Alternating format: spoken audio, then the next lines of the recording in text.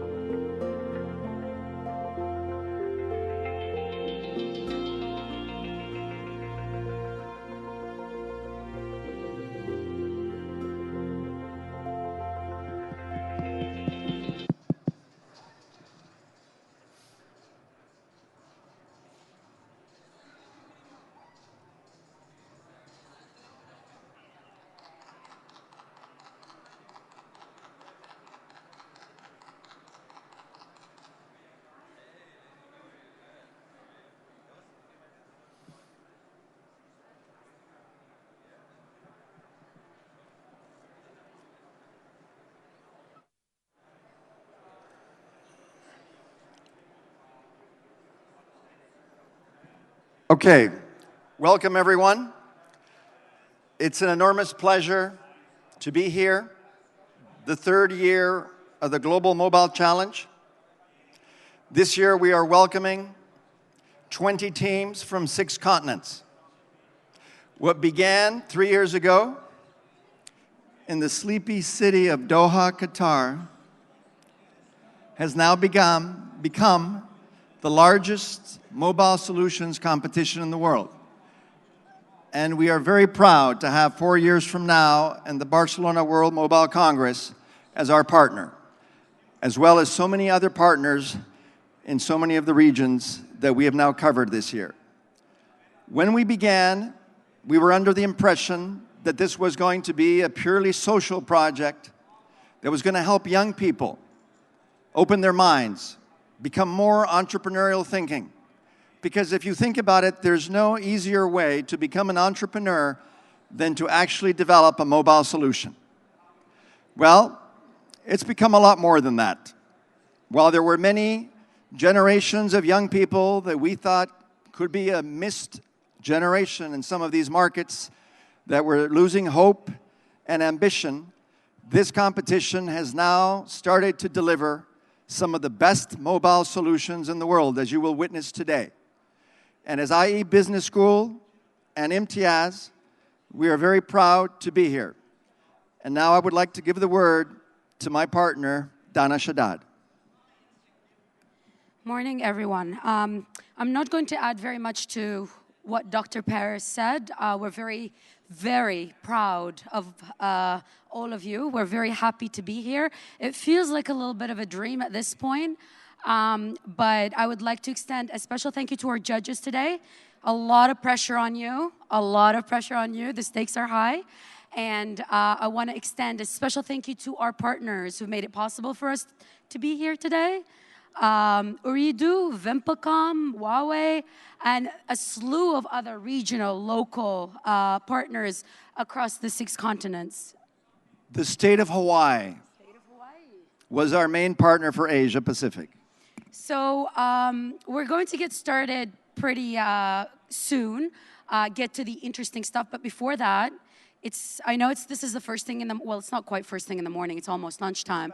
But just to get everybody's system going, I want to just say thank you to all the teams who are here today. So I need a big clap for all the teams at the end of this, please, because they've come from very, very far places. So from Asia Pac, N-Touch, One Export, Safe Chats, from EU, Glimpse, Kidsy, and WhatsApp Planner, from the Arab MENA region, Sinus, Doha Guide, Rayeh, Mayu, Gravilog from Eurasia, Art Asian, M-Direct, and Stolik, from LATAM, Wayno, Carganet, and Wheels, and from Africa, last but certainly not least, we have Mali Mobile and Lipa Plus. Big, big applause to all of them. They came from very far, very, very far. Were we starting one? I don't know. Okay, so we're starting the pitches. Yeah, just so you know how this is going to work, we are going to go straight into the pitches. We have 11 finalists. They have 3 minutes to pitch, then questions. After that, we're very proud to have a couple of speakers that are going to join us. We're going to deliberate very quickly, get the final count, and then we'll announce the global winners. So with that, all right, we start. Thank you very much. First team is Artesian from Kyrgyzstan. Thanks, sir. One, two. Thank you. Can I start? Hi, my name is Nur Sultan. I represent Artesian, a social entrepreneurship project to help talented artisans from Central Asia to market their unique and handicraft products. Well, I've been involved in handicraft sector for more than 11 years thanks to my grandmother. So I had a dream that one day her wonderful handicraft products would be marketed globally. So right after I graduated from the American University in Bulgaria, I decided to come back and make change. And so for 3 years, I've been managing the handicraft projects, both NGO and business. And during that time, I figured out that there is a need, there is a market in developed countries, especially in European American ones. And that they need is handicraft products, handmade ones, eco-friendly ones. And what is Central Asia famous for? It's famous for Silk Road. The Silk Road was all the way from China to Europe, and it was also a motherland for great nomadic civilizations. Actually, these guys caused great Roman Empire to collapse, just for you to know. And also, I figured out that I met Aida, one of our numerous talented artisans from Central Asia, and he supports her family by making and selling handicraft products. And I know for the fact that some people would buy her products, but unfortunately, she experienced some problems. And those problems include logistics, language, and marketing. And she's not the only one. Central Asia with 6 countries and total population 100 millions is a huge market. And jointly, they export 6 billion worth handicraft products annually. Well, our team came up with painkiller solution. First of them is a mobile application for vendors. It helps them with one click take a photo of their products and start selling globally. Another one is our mobile adaptive and user-friendly website for customers, where they can meet our vendors, learn their stories, see the process of making goods, and finally change lives by purchasing one of the goods. We've been in the business for 6 months, and this is our business model. It involves B2B with vendors and B2C with customers. We already started changing Aida's life. Recently, we shipped her product to San Francisco, to this gentleman. These are our traction figures. We have like 15,000 vendors database. We got them from associations across Central Asia. These are our target markets. In the future, we plan to open distribution centers there. So we just address the concept stores there, and we offer them commissions on sales. We request $90,000 for opening these centers for human resources and for marketing, especially digital marketing. Based on our traction and the growth rate, we will reach break-even by Q3 16. The global handicraft market is huge. Etsy is the main player with 2 billion sales. But Central Asian artists are not there, and we plan to be Etsy for Central Asia. We're looking for partners, funds, and investors who want to be part of the story. Thank you very much.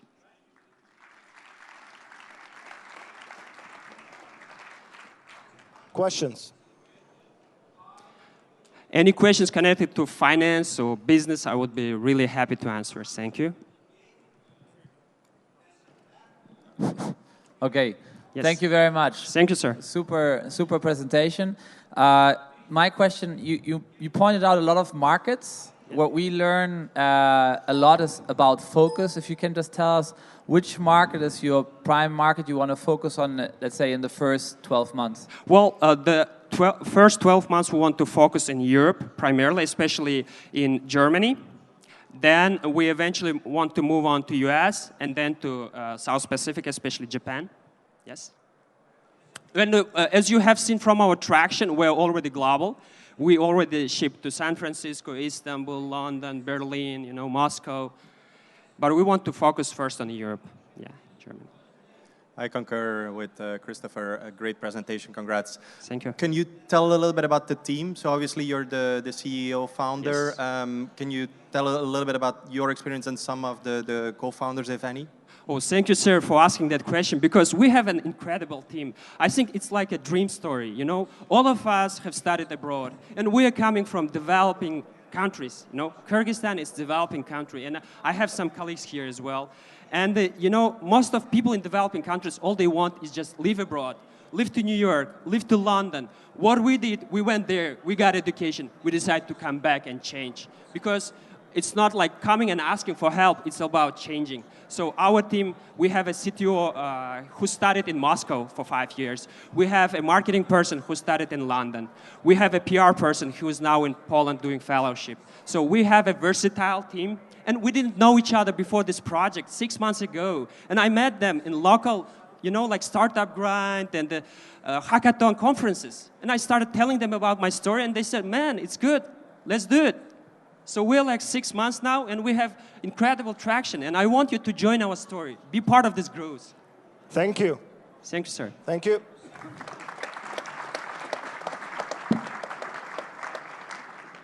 Next team is What's On from a planner from the Netherlands.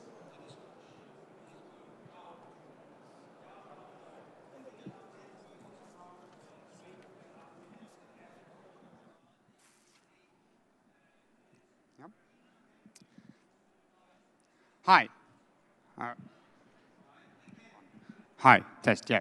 Hi, we are What's on Planner, and we're here to introduce you to a virgin area in the mobile landscape called social planning. Social planning matters for you and me because it will fundamentally change the way we set up face-to-face meetings in the very near future. And it will greatly impact customer behavior in the leisure industry. What's on Planner is the first to open up this market. It's already operational and it's growing rapidly. A question to you. Just think of the last event you've planned. A dinner with friends, anything. The most common complaint is that the planning process is a pain. About 30% of all chat messages is related to planning, and people mostly indicate that the hassle of planning even reduced the willingness to organize events or get-togethers. So this is why we've invested 3 years of our professional lives in creating What's on Planner, offering a 10 times better planning experience. Just think about it. What if you could ask an app to suggest the best time for you and your friends to meet? And what if you could do this without actually sharing your agenda? Wouldn't that be something? Well, this is what What's on Planner is all about. It is a planning layer on top of your calendars and a search engine, and your search engine for time. And how will it impact on the leisure industry? Well, we all used to Google making promotions based on historic searches. We will do the same based on future time, activity, and location. With this service, we influence buying behavior in markets sized $660 billion in the US alone. And yeah, that's quite impressive. So what's next? We just launched in the Netherlands. 1 minute. We just launched in the Netherlands 2 months ago. We currently have thousands of users and an average rating of 9 out of 10 from professional press. We will shortly launch in the US, start monetizing, and we're now in discussions with partners to accelerate the growth of our user base. We have not received any seed funding, but we're open for investors to accelerate the growth. Let me now show you what 10 times better planning looks like. Hi, meet What's on Planner. This is how it works. For example, it's dinner at my place. I have to add some friends, add a location. Here we go. We ask What's On to provide us with the 3 best options available to us. It's sort of like a search engine for time. Look at that. No more hassle. It's done. We all did this with a team of 3, and we're dedicated to make the hassle of planning a thing of the past.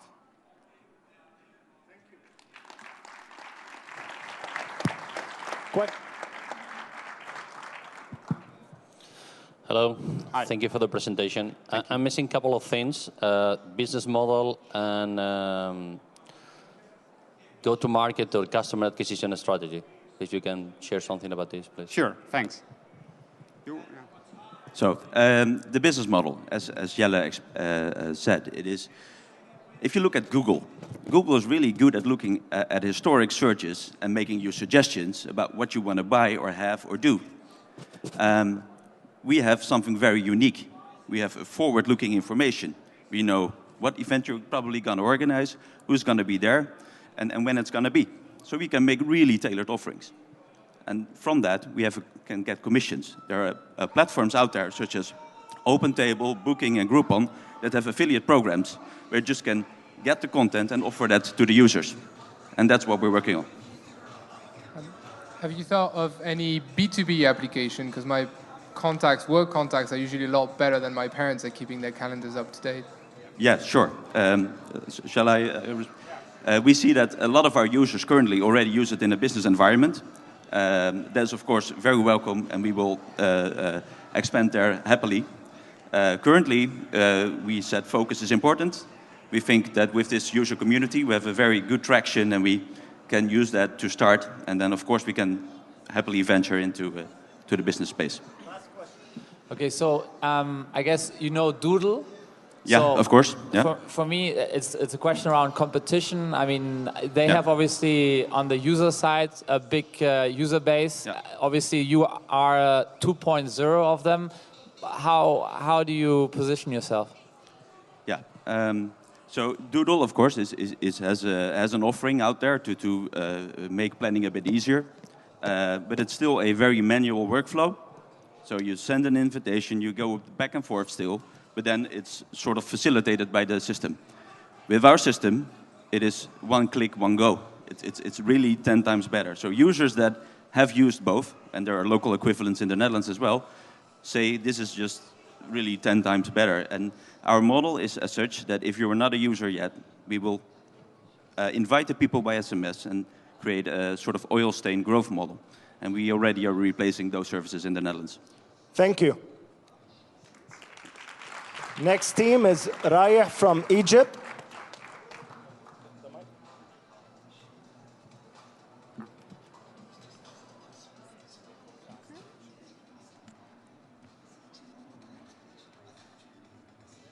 The clicker.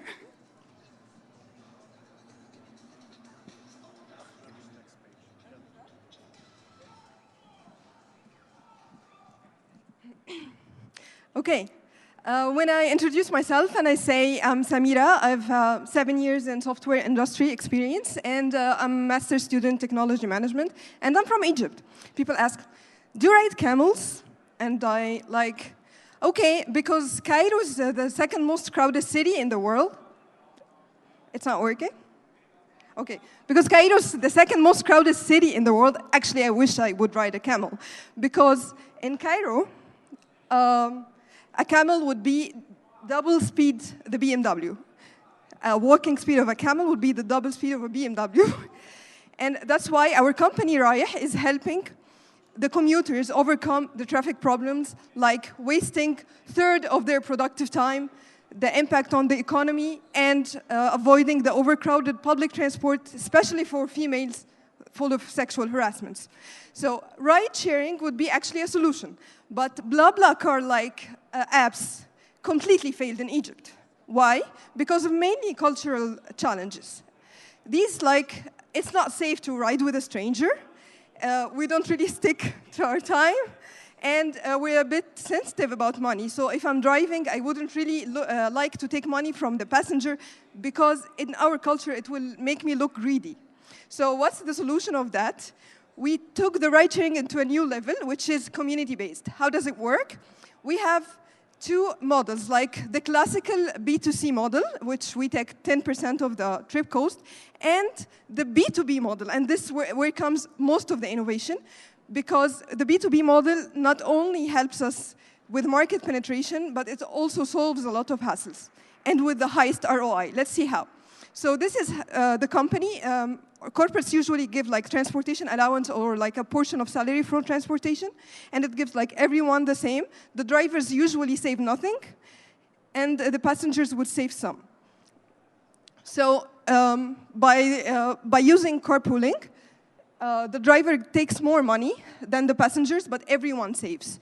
And the company takes $10, give us 3, and have 7 back for other employee benefit.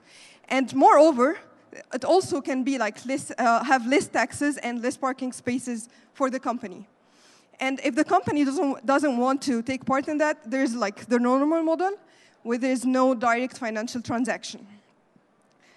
Also, it's automated, on-the-go matching, and the distribution. We have this partnership with one company, then we go to the other branches of the company, then go to the new companies, to the other branches, and now we're distributed all over Cairo.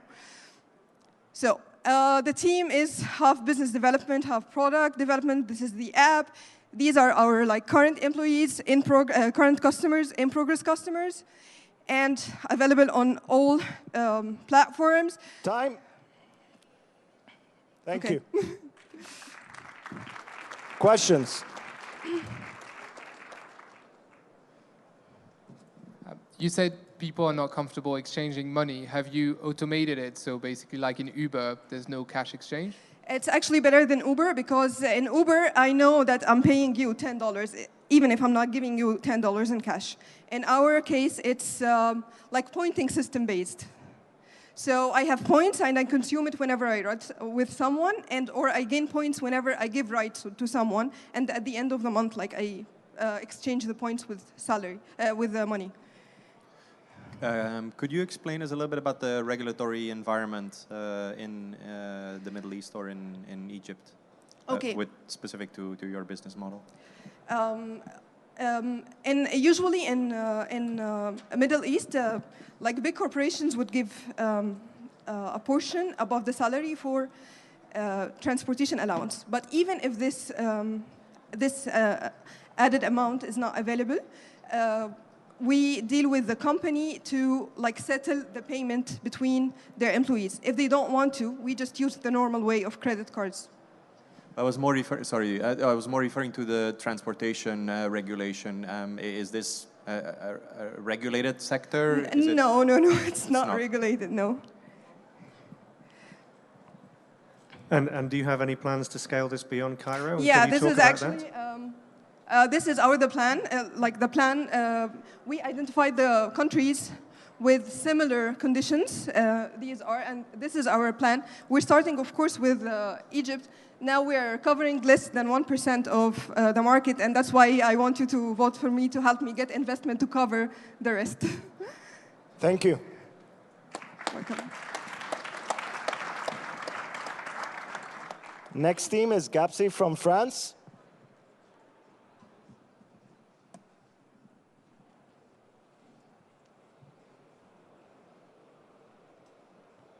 Hi everyone, my name is Lucas, I'm from France, and with my friend here, Arthur, we co-founded Gapsi. So Gapsi is a messaging app based on the augmented reality technology. It allows students to communicate with other students from their school in a completely new and super fun way. Why are millennials fleeing from Facebook for other alternatives like Snapchat? Because fun and pure entertainment became one of the most important factors in social network for them. Also, these social networks are mainly used to communicate with your close friends. When it comes to communicating with people that you don't know personally from your school, there's no real solution for that. So we wanted to combine these two insights and provide a solution that could gather on a platform all the students of a school and allow them to share some fun. How does it work? Let's have a look at our app. Imagine I'm walking in a library and then I get a notification telling me there's a message nearby. It gives me the directions to get there. And then through my smartphone, I'll be able to see this message that is in reality completely invisible to the eye. With Gapsi, the walls around you are your playground. You can post on them messages, pictures, drawings, and share with all the people nearby. As it is an hyper-local social network, it prevents people from the outside world to access this information. So in some kind of way, we can say that what happens in your school stays in your school. Today, we have a prototype, but by May 2016, we'll launch our products in several universities and high school. Then we'll quickly scale and go to our main markets, which are the United States. And finally, by 2020, we'll start monetizing our app. Speaking of money, our business model is articulated around 3 different offers. Permanent posts, where users can pay a little amount of money so this post can stay there forever. Then we offer advertisers to display augmented reality ads on specific zones. And the third thing is really interesting because we create a new way of advertising based on gamification, and that is way more engaging for the customer. It could look like scavenger hunts, and people will be searching for products and promotions in their own environment. So Arthur and I are former students of UC Berkeley and ESSEC. He's the finance guy. He worked at HSBC. I'm in marketing, I worked at Google, and we're surrounded by very talented mentors, especially on the tech side. So Omar is an augmented reality entrepreneur. Lambert has worked at Google for the Google Glass, and Martin is our engineer, specialized in image recognition. So back there in California, we tested our prototype among hundreds of users. What were their reactions? Were they excited? No, they were super excited. So if you think that Snapchat is cool, then you haven't seen anything yet. Thank you very much. Judges, questions?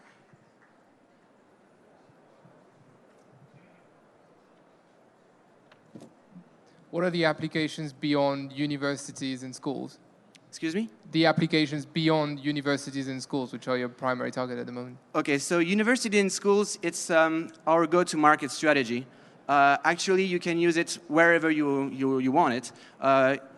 For example, when you go to the gym or at the bars and restaurants, you can use it. You can also use it in your room, for example, for decorating your room virtually. So yeah, it goes beyond school, but we want it to be like target this usage because people are, students are very often in schools and regularly in the same place. And I noticed that in the founding team, there's no technology expert, that it was part of the mentor consultants. Can you tell us a little bit about the development that you've done? Was it done in-house, out-of-house? How was it set up of the app that you've developed? Of course. So for now, it's in-house. So I do code a little. So I coded the prototype. So it's working. But I could code the product, but it would take too much time, and it wouldn't be like enough efficient. So we're actually recruiting another person to join the team. And for now, these guys are helping me a lot, so thanks to them. That's it. Last question. What about partnerships? Would you partner with big guys like Airbnb so that when you get to a place, you get ads about where to eat and so on? Why not? Why not? In the long term, why not? I mean, well, we are definitely open to partnerships with big guys like Airbnb, but for now, just students are our focus. Okay, thank you. Thank you very much. Next team is Gravilog from Palestine. Good afternoon, everyone. My name is Reem, and I am representing Gravilog. We are introducing a new healthcare system that allows pregnant women to monitor and track her health throughout the pregnancy. Pregnancy is the most beautiful phase in life. It's the start of everything. And there is no one happier than a pregnant woman holding her healthy newborn baby. So, with the absence of interactive healthcare applications that allow the woman to monitor and track her health, and the absence of secure cloud-based system that allow the doctor to interact with the patient, and shareable EMR, so Gravilog come in a solution of a combination of two integrated components. Our first component is Gravilog. Gravilog is an intelligent, interactive, smart application, bilingual, that allow pregnant women to enter her daily symptoms and also update her with the pregnancy stages. What comes next is our electronic medical record. It's a free, secured cloud-based system that allow the doctor to interact and connect with the patients and keep him updated with the stages and what happens with the pregnant woman. So how is that? Yeah, they're integrated. What you enter in the app goes directly in the record. But what makes this special?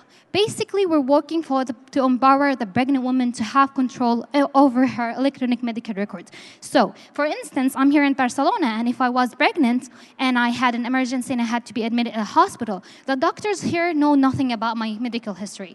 And with our applications and our electronic medical record combined together, right away, we have the power and give the pregnant woman to create and share her own medical record. Right, it takes 2 seconds, and there, doctors can know immediately what to do with her and what not to. So, how do we make money? Basically, we use online shopping, push notifications and SMS with mobile companies, as well as subscription services and advanced features on the electronic medical record. In the future, we're looking to do a website and hardware for medical devices. Our team is a combination of two groups, business and IT. And so far, we had 30,000 downloads in our app, and it's in the App Store. You can download it. And we partner with Souk.com and Moms. We have been on the media, and you can find us. So why am I here? I need funds. I need connections. We have a clear vision of what we want to do, and it's about time that we use technology for the benefit and the health of people. So I really need your help. We understand and respect regulation of health concerns in different countries. We need connections. This can be implemented more than, from Palestine, but basically we're not targeting the Palestinian market. So far, our customers from the Gulf area, but we're looking to go national or more. But we are looking, it's really the time to use technology to make people's life better, healthier, and making someone really use what we have. Thank you. Questions?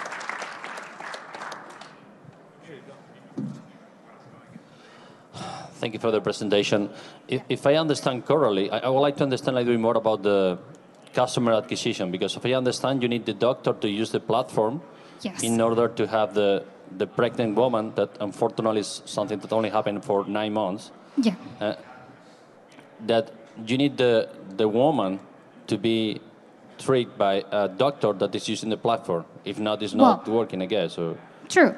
So your customer acquisition is to get the doctors on board. True. That's why so far, like, we had a steering committee that includes the Ministry of Health in Palestine, and we're trying to look with the doctors. So our application, the pregnant woman can download the application herself and get the daily updates and stages of the pregnancy, and also can shop through our application. But what we want to do now is we want to partner with hospitals, because we can customize our service that can be a platform that can be implemented in clinics and doctors and hospitals, like basically in the Gulf area. So a pregnant woman can use our application separately, but yeah, we're looking to have the doctors too to use it, because it's going to make the life of the doctor easier. Basically, he can have the medical record right in his pocket. So, and if there is like an emergency or a certain case that needs more attention, he can keep, like, it's going to make it better, because you're going from paper use to online and technology use. So, yeah, we need that. Last question. What's your business model? Okay. Okay, it doesn't go back. So our business model, basically, the application is free and the electronic medical record is free as well. You just need to have an access username and password. But we so far we partnered with souk.com, that we have a section that where you can do a pregnant stuff shopping. We're looking to have like SMS services with mobile companies. We're also looking for having more advanced features. For example, I can give you what we're looking for. Sometimes you would have to go to do ultrasound, but your gynecologist is too busy to go and let you come and check it. We're looking to have a feature like this where you can just send the photo and can check it, let you know if it's like you have to come or check what's going on. So we have a vision of more advanced features that could be paid, and you have to pay for them in the future to get the service. But so far, you just can have it and then for free.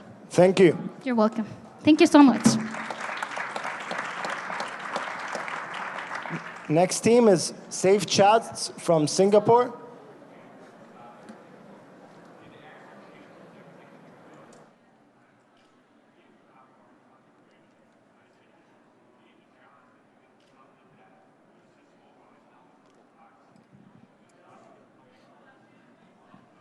All right, hello everybody. My name is Mark from Safe Chats. Just very quick check. Who are familiar with internet messaging? Come on, very quickly, everybody, right?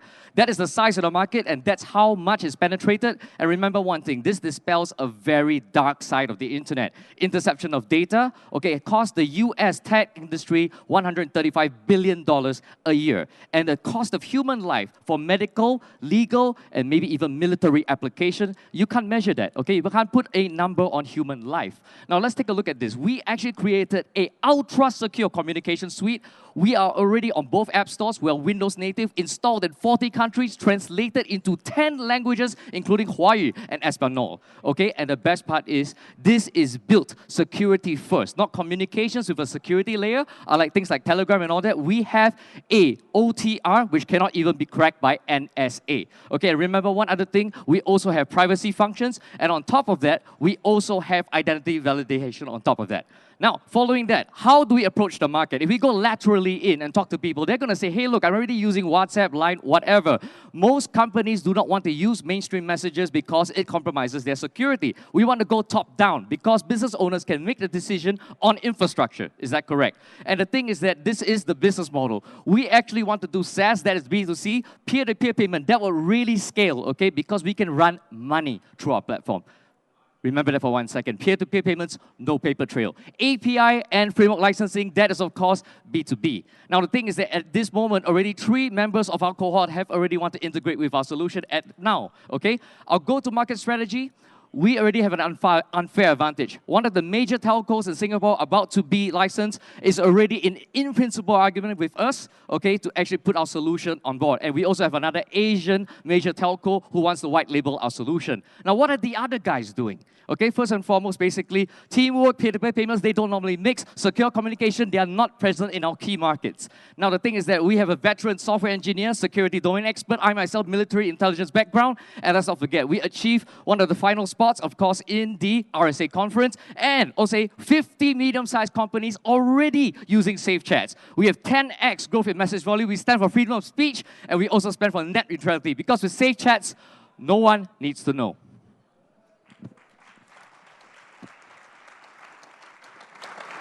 Questions? Wow, very energetic presentation. It's sometimes a little bit too fast to understand everything. So you talked about the business model. Can you talk a little about what exactly are you looking for? Are you looking for international expansion? Are you trying to monetize? Like, what exactly are you looking for, and how do you want to spend if it's money?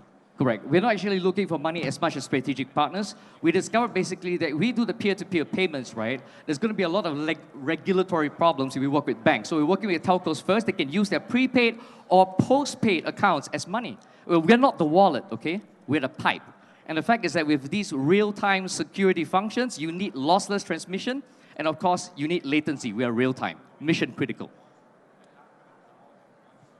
Telcos, strategic partners. Any other question? Yes. Okay, thank you. Next up, Mali Mobile from South Africa.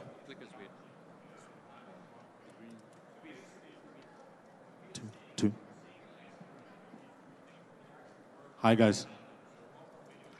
So there are 1 million students in the tertiary education system in South Africa, with a little more than €1 billion invested in their education through scholarships and bursaries. Now, when I was in university, I remember my friends who had bursaries and scholarships, and I remember how they used to take money for textbooks and groceries and even accommodation and sort of drink and party that money. And I remember how scholarships used to struggle to communicate with the students to find their sort of progress reports and so on. And that's why I decided to start a business called Mali Mobile. Now, Mali Mobile is a last-mile financial management platform. Our app makes it easy for scholarships and bursaries to ring-fence and allocate money for textbooks, groceries, and for cash. You can find your nearest retailer, and you can make payment without touching cash. Now, we are already integrated into 40 of the major retailers across South Africa. And because of that, it means we have a rewards and incentives engine where we can start pushing rewards, specials, etc., that can incentivize and drive different behaviors. Now, we've already spoken and got 3 scholarships to commit to working with us, and they have a total of just under 4,000 students. The academic cycle in South Africa begins in January. So in January 2017, we go full live. We plan to have 10,000 students by January 2017. We've got 4,000 now, so at the moment, we launch at break even. Our bigger goal is 50,000 students, but as you can see, the market is massive. It's 15 times the size, so there's a lot of potential there. Now, we started realizing that the secret source of our business is really what we call the dashboard. What we give to the bursary company and the administrators to say, here's how they can have a look into what the student is spending in terms of cash, what the student is eating, so we can look into the grocery basket. Now, can you imagine how valuable that information is? That kind of data is the kind of information where a student, you can find out the spending patterns and behaviors of a specific person. And this is the next generation of young earners and professionals. So these are people that are going to need health insurance, life insurance, car loans, bank loans, etc. And that's really when we started realizing that this business is global. Right? We can take this model, take this dashboard approach, and put it into any market in the world, especially markets that don't have a strong credit card culture.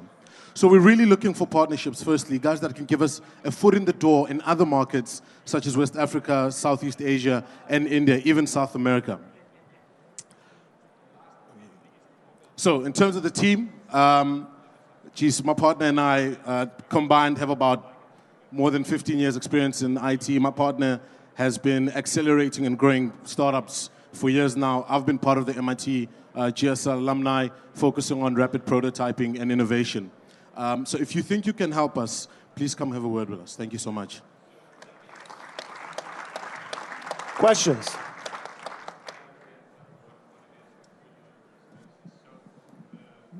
I mean, you talked about a very clear target, which is students. Can you just say how you have achieved your first customers and how you will be, market to them in maybe, normal ways, but maybe also creative ways? Okay, so the first way was we just started approaching the bursary companies directly, the administrators. So we go to the companies and we say, here's our platform, what are your challenges? And that aggressive customer development run has been showing us that bursary companies really want to, they don't really know what the student is doing. They don't know what they're spending money on. They just sort of hope that in December, when the year ends, the student's going to pass. So we just started saying, here's the solution. You can start getting this kind of information. Are you interested? And we also started realizing that the paper trail in management for companies, especially in South Africa, where you have students nationwide, multiple universities, they've all got different programs and whatever, and half your students live out of town, they have to travel. So through our system, we started saying, look, if your students live far out of town from where the university is, you can add a few $100 for transport, stuff like for toiletries, etc. All that added value. And removing the paper trail and the pain for the company is really what got these companies to start working with us. Last question. And does the student have an opt-in, opt-out option for this, or is it a condition of the bursary that they're part of the scheme? Definitely a condition for the bursary, because I think if a student gets a bursary and they tell you, you need to use this app if you want to eat, if you want to get data, if you want to get airtime, if you want to get textbooks, they don't have a choice in it. Okay, thank you. All right, thanks, guys. Next up is one expert from the Philippines. Hello. Hello.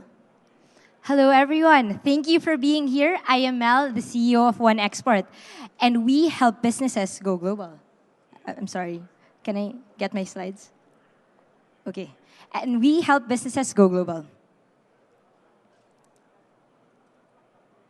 I'm sorry, it's not. I'm sorry, can I repeat it again? Sorry. Okay, I know. Okay, sorry. Okay. Sorry, let me do that again. Hello, everyone. Thank you for being here. I am Mel, the COO of One Export, and we help businesses go global. Like Jane's herbal tea business, for example.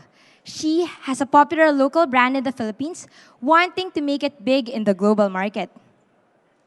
She thinks that exporting is easy.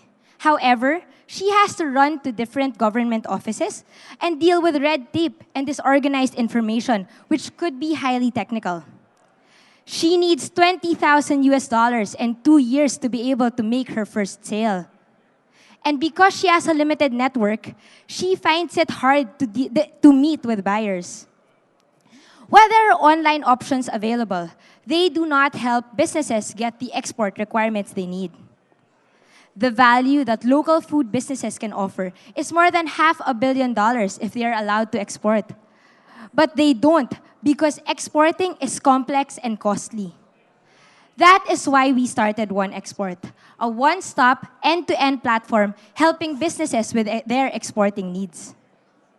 We make the process simple through our smart wizard, which asks relevant questions. We use this data to determine the documents and the requirements that the business needs and be able to process their requirements so we can give them timely status updates. We also offer expert consulting services to address personalized concerns. And we connect export certified sellers to buyers. We also provide value-adding services such as escrow, loans, and logistics, so that businesses like Jane can start exporting, save time and money by up to 60%, and find buyers. We make money from document processing fees, expert consulting fees, and trade servicing fees. And in 2 months, we have 30 companies on board, contributing to $12,000.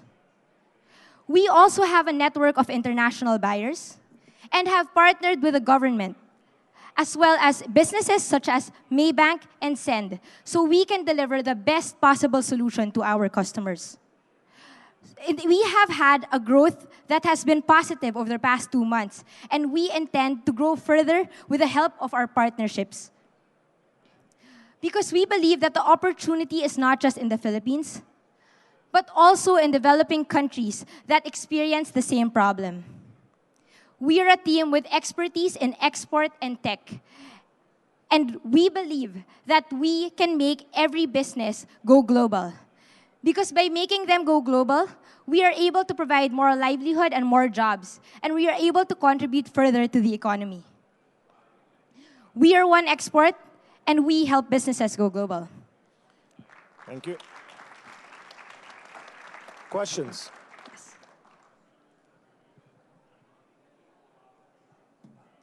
Hi. You've said that exporting is a very complex. Yes. How do you ensure, as you're kind of in an advisory position to your customers, how do you ensure that your content and your expertise is up to date and keeping up to date with the changes in legislation and rules around export and import? Okay, so I have 4 years in export experience, and I have made these connections with the people in our markets and the people in the Philippines. So we have been guided by really good mentors to make sure that the information is up to date. So for example, the first market that we intend to penetrate is the US market.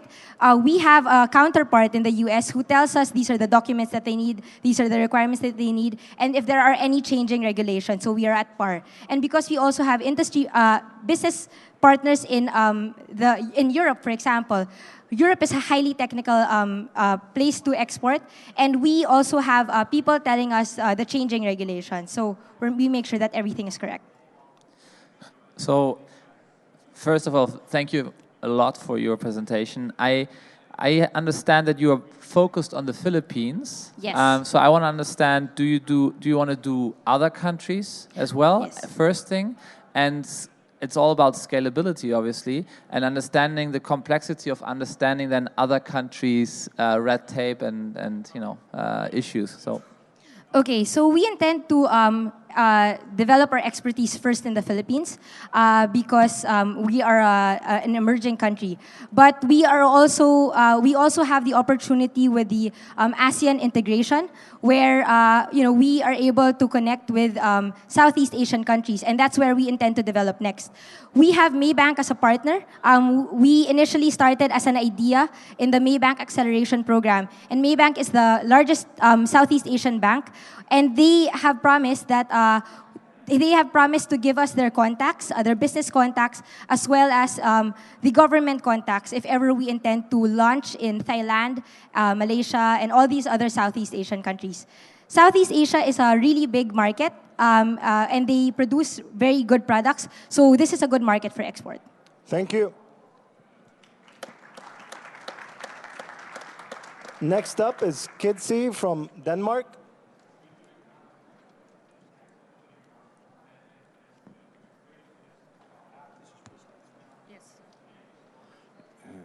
Good afternoon, everyone. May I ask you first, how many parents do we have here today? Okay, thank you. My name is Ban and I'm father of 3 boys, and the youngest one is in the kindergarten. And every day when I pick him up, I have no idea what happened during that day. And at the same time, caretakers, they have a responsibility and obligation to document, plan, and inform me, as well as the other parents. Well, that doesn't happen. 95% of the parents goes home on a daily basis without knowing anything. Why? Because the tools that they're using are inefficient, outdated, and it's just like it is not impossible to verbally inform the parents, because mostly information are told. And basically, if you don't ask, you don't get. They're quite busy, taking care of the other kids, or just like talking to the other parents, and as the result, you go home without any information. I'm not alone. Now, the problem that the parents are facing is huge. Unfortunately, not all kids can afford the institution, early years education, but 95% of the parents globally, that means 65 million parents only in Europe, right? So at the moment, we are getting traction. App is pending approval, and we have 7,000. The number actually is not correct. We are gaining. There's more people like signing up, and we're expecting easily to have 50,000 users at the end of the day. Now let me tell you about the Kidsi. Kidsi basically stands for Kid and Easy, and it's just like simple professional tool for the caretakers. taking all existing workload for the caretakers in a single app. And as a result, the parents receive visual diary every single day, every single parent, which brings us all information that we need to know. You can talk to the other parents, could you pick up my kid? You receive push notification, you respond, automatically me and the students are getting the response. And so, yeah. This is our team. Yeah, that's it. Thank you. Thank you. Questions? Questions? Thank you very much for the pitch. How tedious is it to get the agreement from the government or the right ministry? Well, yeah, so that is a tough cookie, but we're going for the low-lying fruit. That would be the private institutions. We already have, I think, 25 municipalities that want to try. And, in the government, you need connections, right? You need to get there.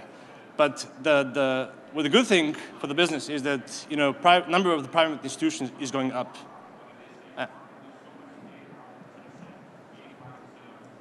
Okay, thank you.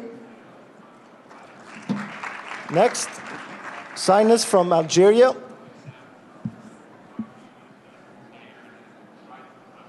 So, hello, my name is Dahush Nazih, I am from Algeria. So in every startup you have a small problem and a big challenge. And the problem in our country, in Algeria, is Arab is the 5th most used language in the whole world, with 375 million users. Meanwhile, 3% only of digital content is Arabic. Education is very difficult for kids and for parents and for teachers. So kids don't tolerate the classic method anymore. Teachers can't follow all the students, especially when you have 14 in classroom, and parents don't know the problem, the educational problem, before it's late. So what is the challenge? The challenge is Senior Studio. Senior Studio is an educational project created on multi-platform on Android and iOS, and we are specialized in Arabic educational content. So we have three ambitious team, and we have two main projects. The first one is Sinus Project. Sinus Project is a program on app stores. We have 20 applications about numbers, alphabet, drawing, memory, and even language like French.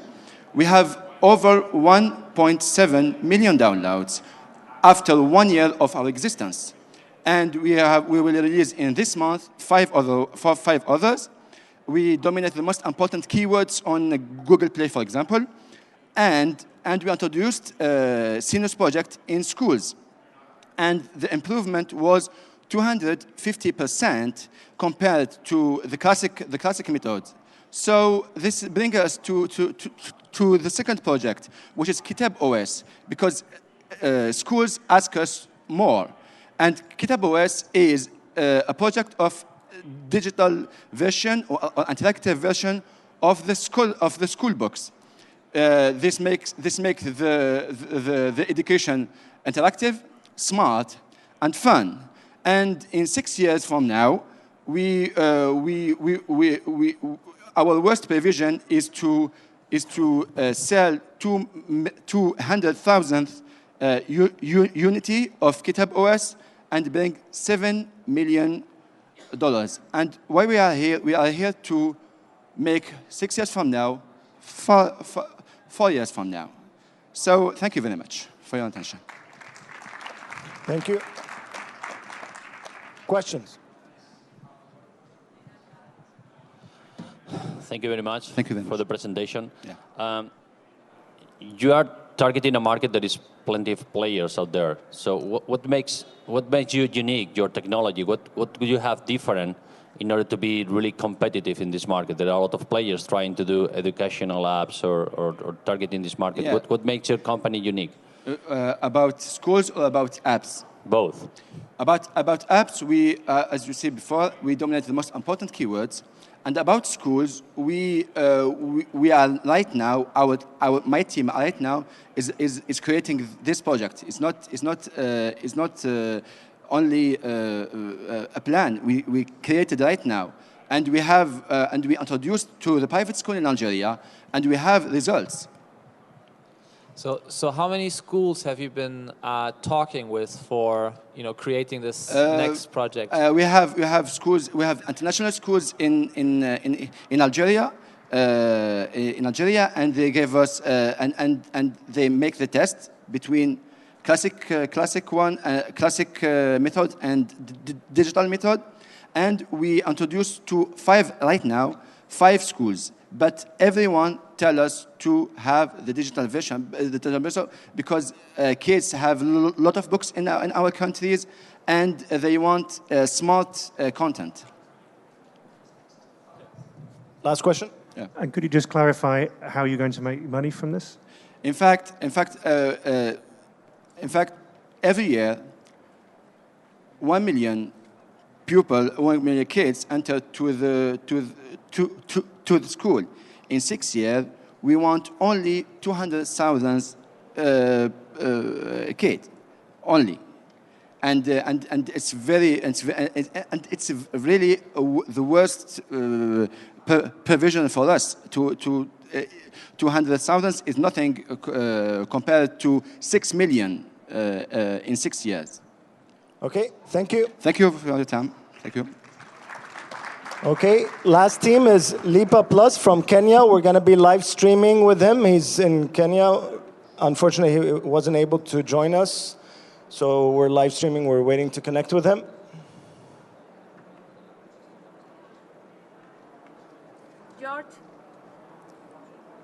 George, can you hear us? Yes. Okay. Yes, I can. Okay, George, everyone's here and you can start. Okay, I can start now? Yes, go ahead. Okay then. Hi everyone, my name is George. I'm the co-founder for Lipa Plus. Now,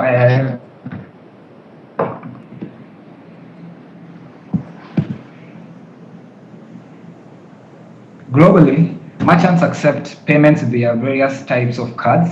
That's using either traditional point of sales or other forms of digital payments, where a card is swiped or inserted in a mobile device. Such forms of digital payments are not available in emerging markets, mostly in Kenya or Africa per se. And because the penetration is low, because the infrastructure involved is very costly, it's very expensive, and also the red tape or the documentations involved to acquire such devices from the banks is so many, and therefore these small merchants cannot be able to afford it. But a case study we did is a store in the Maasai market, which is a market in Kenya. We have Sanaipei, who mostly sells to tourists. These tourists comes with digital payments, or they have foreign currency. The merchant will not be able to sell. They miss a lot of sales from these tourists simply because they cannot accept the forms of digital payments that these people have. But now, what if things were different? What if we had an affordable solution that is sleek, that is mobile, and can accept all forms of digital payments? And then we can remit it to M-Pesa, which is a very common form of payment here in Kenya. So that means tourists will come and pay using a card, and the merchant will be able to receive their money at the end of the day in their M-Pesa accounts.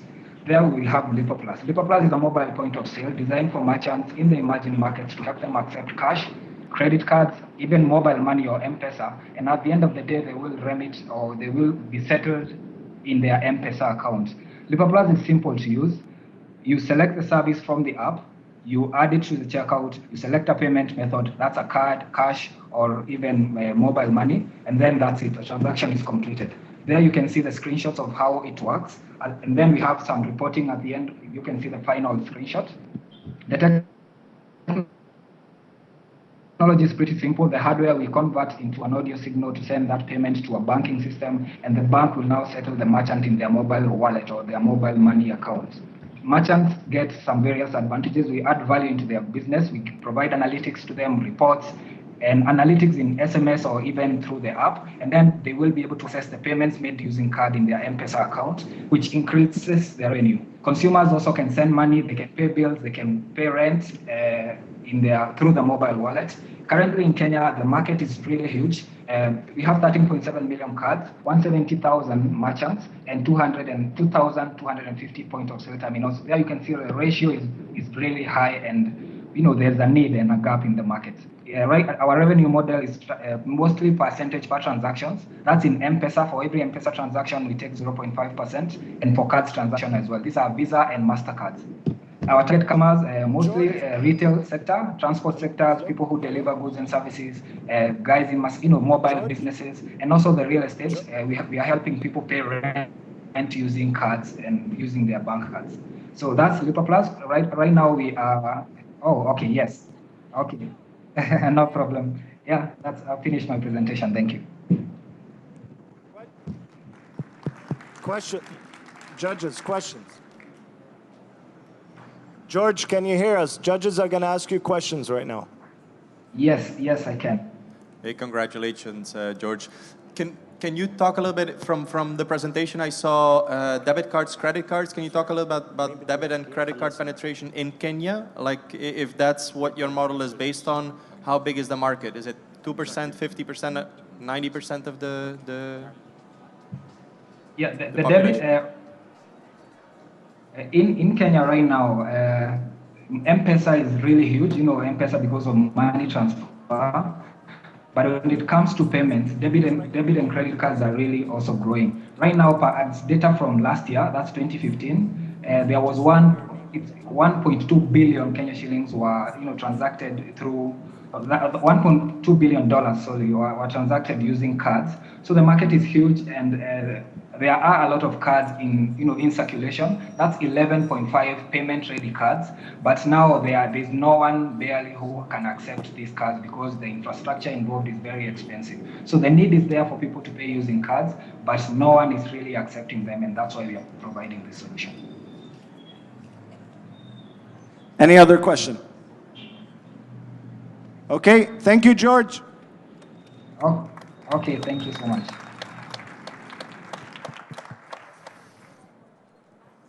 Okay, let's give a big hand to all the teams, please. Woo. Okay, well now if we can have the judges please get your final tallies in. We're going to take probably about 10 minutes to get this done. In the meantime, I'd like a couple of our guest speakers we're very proud to have here today. They're going to say a few words, and we're going to start with Christopher Pomerin, who's the managing partner of Agriv Venture Partners here in Barcelona. Come on up, Christopher. Thank you, Paris. All right, all the founders, all the people that presented, can you just stand up for a moment? All right, guys, one big hand of applause. Come on, let's go. For all your effort and your passion and your traveling. To be honest, thank you. Thank you, guys. Honestly, I think, when I was just sitting here and I just imagined, I saw your faces and I saw where you're coming from, like, Philippines, like from Africa, from Latin America, from everywhere. I think that made me feel super special to be here today and get all your wonderful ideas out there. Sometimes we're here sitting in Europe and we have these, let's say, usual business models, and we don't really get confronted with some of your problems. So I'm really, grateful to learn from all your fantastic journeys. So let me tell you a little bit about my experience. So first of all, my name is Christopher Pomerin. It's a very long name, actually, probably one of the longest names in the venture capital industry. So you can, just don't worry, Christopher is fine. I'm an entrepreneur myself. since 18 years, I'm now building up companies, and since 12 years, I'm building up a venture capital company.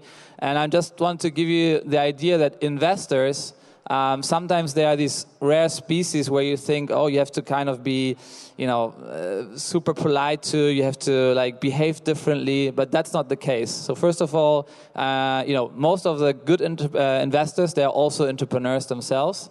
Here you have a couple of great examples in the jury. So, you know, look for these kind of people. I just want to give you some ideas that actually investors are also fundraising. So I saw that you guys, some of you are looking for big amounts of money, small amount of monies. So, you know, we know what it takes to be out there a month pitching your companies, because I just give you an idea. Our last fund, we actually were on the road for almost 2 years, and that's actually quite a normal number. And we talked to over 100 investors to create our fund. Okay, and in the end, we had 10 people that actually committed with us. So sometimes the fundraising is painful. But, you know, I think with all your passion, you will be able to achieve great things. Let me go into some topics around what I saw in your presentations. Some of you did it very well already. I think you'd understand the problem. So what I learned is that asking clients is one of the main topics that sometimes we forget. Actually, the funny thing in venture capital is our industry, you know, we are working almost in the same model since 40 years. So, you know, we haven't actually asked our clients almost for 40 years, which are actually you guys, entrepreneurs, what should be changed. So I think making an Ask Your Client campaign in the beginning of your projects is something very powerful to really understand your end customers and create a product that is valuable to them. Another thing, you already had some slides on your teams. What I think is super powerful sometimes is to have a great mentor or advisor network around you. And, you know, obviously in 3 minutes we cannot go into your detailed parts, but what I learned is having some people that have done the stuff already a zillion times over, having them backing you and helping you on your journey makes a lot of sense. So, you know, I think out of my experience, if you can add some mentors and advisors to your teams, I think you would be great off. Then I already mentioned it, focus. I think, I don't know, today we have invested with our firm in roughly 30 companies, and it's always the same thing. The successful companies, they have a very clear focus. So even think just focusing on one market, focusing on one customer group. I think this is super, super important. Then beautiful presentations I saw today. I think we are talking about mobile applications, and mobile applications I think today is all about usability and design. So I think already I can grasp that you put a lot of effort in your design. I can just put it forward to you. We have actually invested in a company that the only thing they do is increasing your usability experience. Okay, so they are improving usability experience of mobile apps. And it's a huge success because it's one of the key cornerstone parts in your future success, to make a very clear, beautiful design that's right straight to the user. And then talking about marketing, scalability, I saw some great profiles. You have some tech backgrounds, you have product backgrounds and so on, but don't underestimate marketing, because in the end, if you want to scale on a global market, you really need to understand the marketing around mobile and how to position yourself in app stores and how to get the real traction. And I think the last thing that I want to give you before handing over to the next speaker. So there's a very important KPI, and I just put it out there. 650,000. All right, anybody? What is 650,000? What could that be? Any idea? No ideas? Sorry? Monthly active viewer. Thank you. Good idea. I hope you'll have many more. in your future. No, 650,000 is the amount of hours that each one of us has in this life, okay, on average. Okay, just take that in for a moment. 650,000 hours. Today we have 24 of them. We spent 1.5 hours today. What this puts into perspective is it's quite a short period of time that we have in this life, right? So whatever you do, make it really big, because we live only once. That's all. Thank you.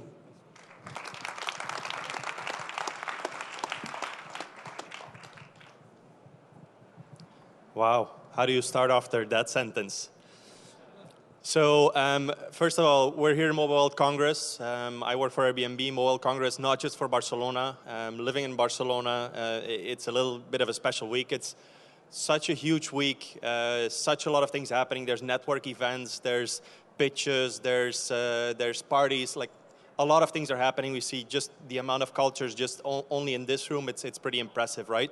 Airbnb published its numbers, and 30,000 people. There's 100,000 visitors. 30,000 people are spending tonight on Airbnb. I'll talk a little bit about the startup of where things came from, because at some moment in time, a company like Airbnb, even though quite a lot of you know the company, it started just in an environment like this. So. If we think about it, we heard a lot of interesting stories today. Wow, a lot of interesting stories. We talked about camels, we talked about pregnant women, we talked about the NSA. So for me, that's huge. There's two things that I think Airbnb did really well. One of them is have an interesting story to tell that sticks with people. So develop a story, not just the facts, not just a team, not just a product. It's all about the story. That's what sticks with the people. That's the first thing. And the second thing is, while you're small, use it to your advantage.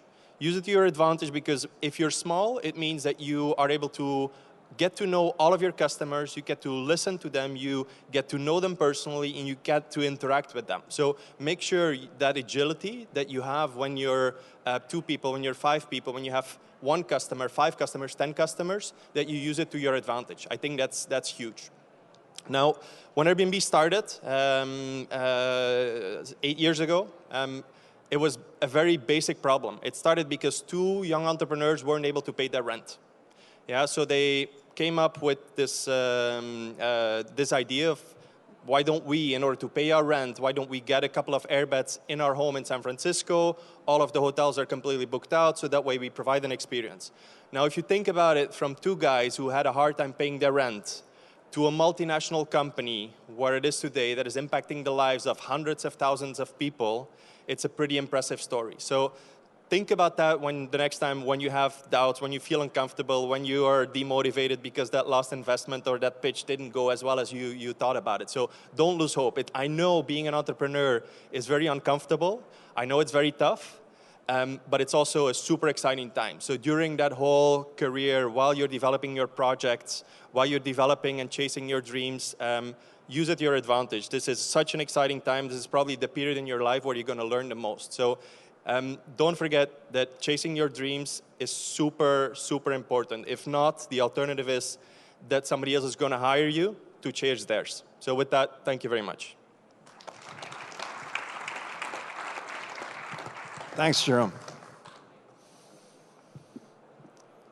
Okay, well, I think we're just about ready to announce the winners, but in the meantime, we're going to have all the teams come up.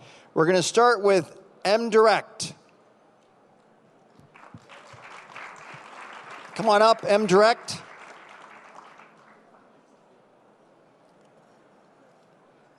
Mayu. Come on up, Mayu.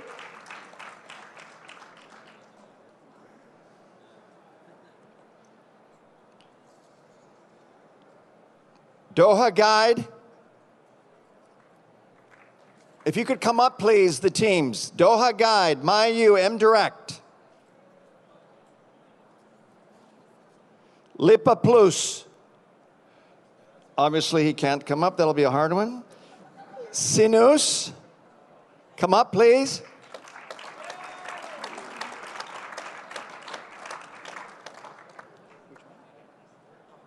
Doha Guide, come on up. Okay. Sinus, stay up here. Thank you very much. Okay, Ray 7. Ray 7, please.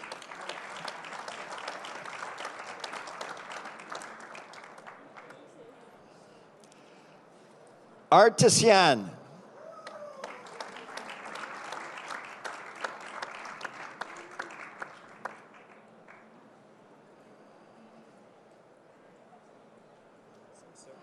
Stand up here. Molly Mobile.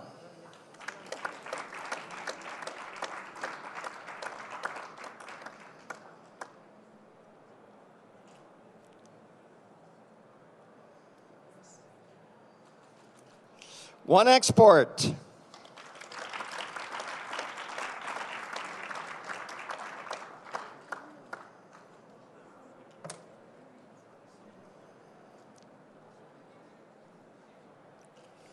Safe Chats.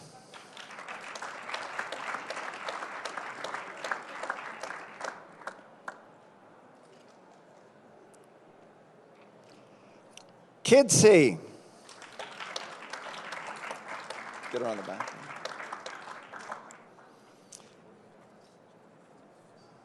Gabsy. Watson Planner.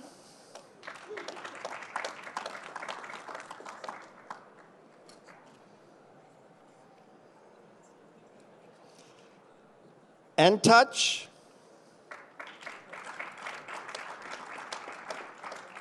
Stolik.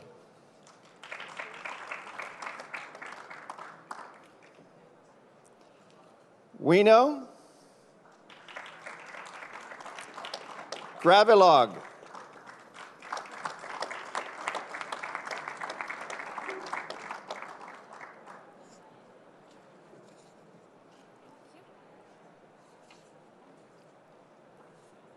Carganet.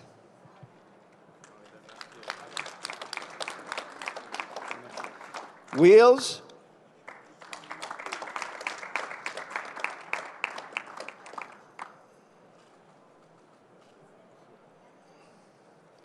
Okay, one more time. Is Carganet here? N-Touch, MyU, or M-Direct?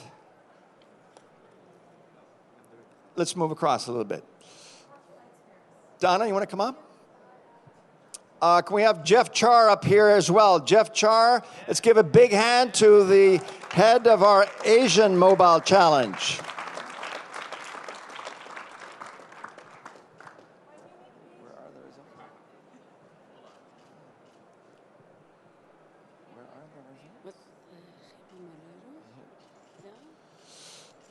How are we doing with the results there? 1 minute.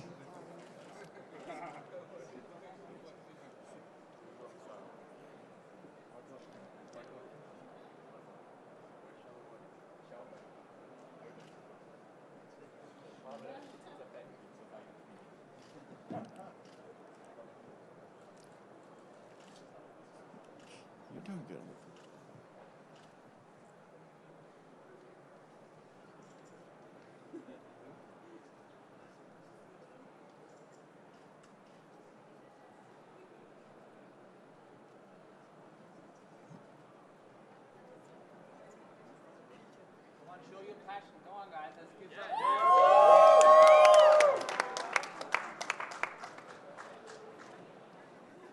Let's give a big hand to our jury, please. Woo.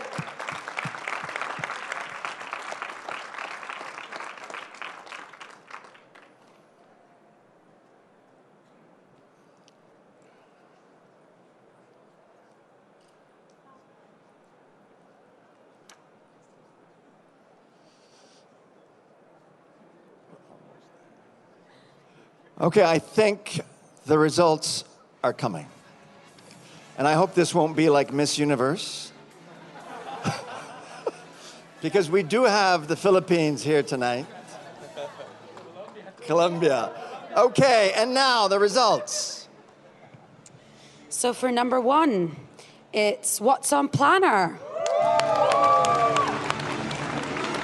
I think Jeff should.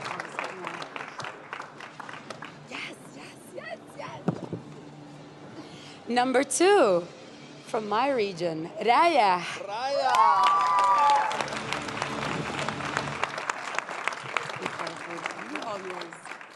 And number 3, Artesian.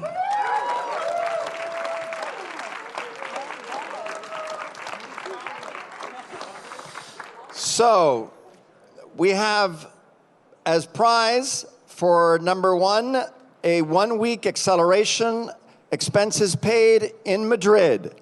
And for 2 and 3, we have a 1-week acceleration in Madrid for both teams. Let's give them a big hand. At IE Business School. So I think with that, we want to thank all our sponsors. In no particular order. We'll start with Uridu, who's been with us for 3 to 4 years, supporting 22 countries in MENA.